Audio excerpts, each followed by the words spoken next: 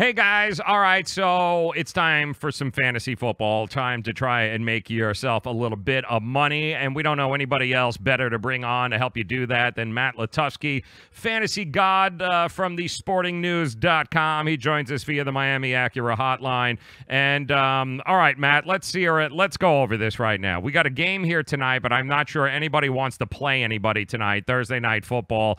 You've got a quarterback that I don't think has ever thrown a pass, which has been confirmed that C.J. Beathard will be the backup for the 49ers. You got a guy nobody's ever heard of. You got some nice pieces on the 49ers, you know, Kittle, and do you play anybody tonight on either one of these teams? Yeah, this is one of those play everyone or play no one games because it's just going to be just sloppy and ugly and gross. Yeah, I mean, look, I think you play Doug Martin. I think you play Jared Cook. You could play Derek Carr. You might play both defenses. But, yeah, the only guy on the Niners it's tough to sit Kittle because he's a tight end. But the one I'd play Breida if he starts, even though he could leave the game after one play and never return. It's a mess, man. And I don't feel good about it, and I really plan on not watching a single down. So that's exciting. There you go. Even better than that. Matt Latusky, sportingnews.com, joining us. All right, Matt, help us talk some of the guys that have missed or have swapped teams now over the last couple of weeks. I mean, a lot of people are heading towards Dallas to try to figure out if maybe there's any value there in looking at Amari Cooper. Is there anybody that has been traded over the deadline that you go is maybe a nice pickup or somebody you should be looking at? Yeah, well, I think, you look at the trades, the guys who were traded, Golden Tate, his value stays the same. Demaryius Thomas, does it go up, does it go down, does it matter? It's about the same to me. Amari Cooper maybe goes up a little bit, I don't know. I think it's the domino effect, though, of those guys. So Golden Tate probably pushes Nelson Aguilar down, but now Nelson Aguilar doesn't have to catch two-yard passes all game. So maybe he actually has more value. I'll want to see them after the bye. Certainly now in Detroit, there's a hole to be filled. They're saying it's going to be Brandon Powell. No one knows who that is. We'll have to see. But I do think Marvin Jones and Kenny Golladay get more targets. And the big one, though, is in Denver, where everyone's on the Cortland Sutton bandwagon. Everyone loves him. He's the must-have sleeper. Normally when that happens, it doesn't work out, at least not right away. But I am interested in seeing him this weekend, and he should get a good amount of targets, and I could definitely see him being used in fantasy lineups. Matt Latusky joining us, sportingnews.com. Make sure that you guys, you follow him on Twitter, Latusky. There is just some amazing information there all week long, especially when it comes to fantasy. And we've got a lot of guys, too, that are they've been available in leagues, guys like DJ Moore of the Panthers, who a lot of people, they either didn't buy into it, didn't know who he was, but slowly but surely now he's become a big-time weapon for Cam Newton. What do you think of guys like DJ Moore? Yeah, I mean, look, guys pop up all season, and then, it's obviously with bye weeks and whatnot, you got to not be complacent, always be looking to improve your team. And DJ Moore had his best game last week, this week, fantastic matchup against the Bucs.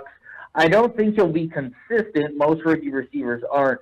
But I love him this week, the matchups there and matchups in the future. I think another guy we're seeing, similar name, David Moore up in Seattle, who scored touchdowns in 3 straight games, 4 overall. Nice matchup again this week against the Chargers. Guys like that are always going to pop up. You got to watch out for them. Christian Kirk, I don't like his quarterback situation, but he's sort of around and could be interesting in the right matchups. Everything's so matchup-based for like that wide receiver 3 spot, maybe your flex spot, especially when we're in the heavy bye week. How about, actually got a question coming in here regarding wide receivers. Traquan Smith of the Saints and Randall Cobb of the Packers. Packers taking on the Patriots and the Saints taking on the Rams. Have we overvalued Traquan Smith, or is Randall Cobb the easier play? Well, I think we've overvalued Randall Cobb, quite frankly. He's had one good game, was hurt, missed a lot of time, didn't do anything last week. Traquan Smith's another one of those receivers, like I mentioned, hasn't done anything for 2 weeks. I do think he's interesting this week. You got to over-under at 60 in that game. There's going to be points and yards to go around. And if you look at the Rams, they really struggle against secondary wide receivers. They've allowed 3 different, like, number 2s or number 3s to get 2 touchdowns against them. David Moore, who I mentioned, Mike Williams, and they have another one, too, in there that I can't recall off the top of my head. But, yeah, so that could be a good situation for him. That said, Randall Cobb is just a guy in a good matchup with a good quarterback in a game where there should also be plenty of points. So I would probably pick him just because he's a little more proven. But I don't mind Tre'Quan Smith at all this week. Like, there's definitely some trends there that are in his favor. I got somebody texted in here. I know who the hell is Jeff Swaim, and why would I ever play him? Who is it? Well, I mean, it's a Cowboys tight end. I don't know why you play him, but maybe if they have a great matchup, you might. But this week against the Titans, it's not a great matchup. So, yeah, no reason to play him this week. Yeah, no kidding. My goodness. But talk about a tight end that you should consider, and I think he's still available in a lot of leagues. How about Chris Herndon and how he's all of a sudden become a pretty popular target of Sam Darnold, especially with Quincy Enunwa out and Robbie Anderson out. All of a sudden, Chris Herndon may not get a lot of targets, but he's all of a sudden been catching balls in the end zone for him.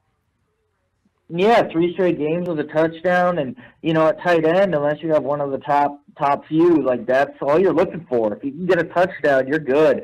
So he's interesting. I always look at guys like that, and it's kind of what I said with David Moore too. It's like he's got a touchdown in 3 straight games. No way it's 4. No way. Chris Herndon doesn't catch a touchdown in 4 straight games, but why not? Like you said, there's more targets to go around, and the Dolphins. They're kind of one of those whatever matchups. They just gave up a 2-touchdown game to a similarly no-name tight end. So he's at least on the radar. There's no question about it. Running back question for us. Of course, it's the man himself, Matt Latusky, SportingNews.com, fantasy guru. Running back question, Isaiah Crowell, Jets taking on the Dolphins, or Dion Lewis, Titans taking on the Cowboys? I don't. Both of those are not necessarily great matchups, but I think it's got to be Crowell. Obviously Powell's out. I think we're still a week away from Elijah McGuire coming back, and so I do like him getting the guaranteed touches. Lewis is always fine, but I do think Crowell this week is a little better outlook. Another running back question: Derrick Henry, the Titans taking on the Cowboys, or Ito Smith, Falcons at the Redskins? I mean, I can't imagine starting Derrick Henry in any scenario at this point. Tough. And that's just because I own him, and he was on my bench, and he scored in the last game they played. He disgusts me that when I look at his name to know how high I drafted him and how poor he's been. So, look, on paper, he's probably a little better than Ito Smith. Let's be perfectly honest. But, no. No, Ito Smith, don't do it. No? All right, now how about let's talk about some quarterbacks here because we got a bunch of questions here. One of them coming in is I'm looking at Joe Flacco taking on the Steelers or Mitchell Trubisky taking on the Bills. Yeah, I'd go Trubisky. On paper, it's a better matchup for Flacco, but I just don't know. I mean, what's his ceiling? He had the Saints a couple weeks ago at home, and he threw for 275 and 2. It feels like that's his ceiling. And Trubisky, we talk about him and that rushing ability and how that raises his floor. And, the Bills, they've done well in pass defense. Now, is that because they're good at it or just because teams don't have to throw as much in the second half against them? I don't know for sure, but I do like Trubisky. I like the way he's playing. Wide receiver, Doug Baldwin or Cortland Sutton? Yeah, I want to like Baldwin, but it just hasn't been there. He's not healthy. And Sutton's a wild card, there's no doubt about it. But I think Demaryius Thomas was getting like a 21% target share there.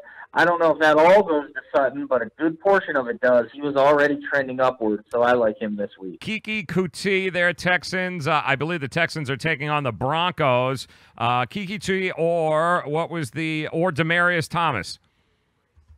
Boy, yeah, that's just straight up. Same team, same everything. Yep. I mean, he's obviously hurt, which could affect things, This would be the fastest revenge game ever for Demaryius Thomas. Absolutely. But, I would take him. It's tough. I think they traded for him for a reason. Maybe he doesn't know all the plays, whatever. But, I like him a little more this week. I just think there's more upside there. But we'll see. We just don't know. Let's be honest. Yeah, that's so true. Another wide receiver coming in, Mike Williams. The Chargers taking on the Seahawks. Or what was the other one here? Hold on, Mike Williams or Amari Cooper. I'm sorry, Amari Cooper. Yeah, I would go Amari Cooper there as much as, he's sort of the wide receiver version of Derrick Henry. He's kind of gone silent, though, Mike Williams, hasn't he? I mean, he's been, after a hot start, he's kind of disappeared. We haven't heard anything from him. Yeah, well, he finally got back in the end zone in their London game before the bye. And the Seahawks are another team. If you look at the wide receiver touchdowns they allow, it's almost all secondary guys. Marvin Jones got 2 against them last week. That said, I mean, does that just mean it's Tyrell Williams instead of Mike? There's a lot of mouths to feed on that offense. Melvin Gordon's going to be back. So, to me, Amari Cooper, I'm not super gaga over him like some people with the Cowboys, but he's a safer bet for targets, I think. Wide receiver, Devin Funchess or Jarvis Landry? Man, I like them both. Both great matchups. I just like Funchess' matchup a little better. He's got the better quarterback.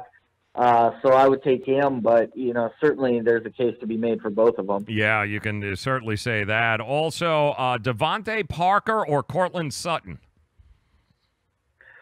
That one I got. Boy, that's tough. That's a tough one. Devontae Parker's annual tease last week. I mean, come on, Devontae Parker, but it's a good matchup, yep. And it might come down to what Kenny Stills is at. I think people who have either of those guys, you just picked them up. You want to play both.